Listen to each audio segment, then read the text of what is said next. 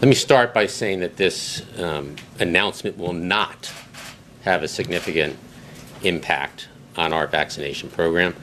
The J&J vaccine makes up less than 5% of the more than 190 million recorded shots in arms in the United States to date. So we have more than enough supply of Pfizer and Moderna vaccines to continue the current pace of about 3 million shots per day.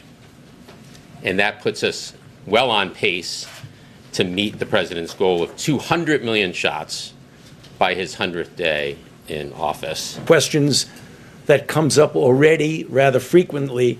Does this have anything to do with the efficacy of the vaccine? So someone who maybe had it a month or two ago would say, what does this mean for me?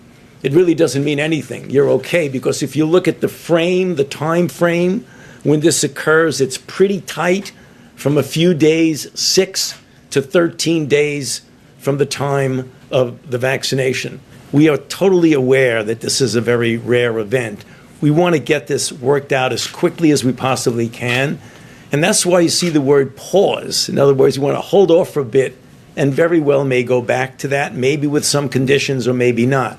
But we want to leave that up to the FDA and the CDC to investigate this carefully.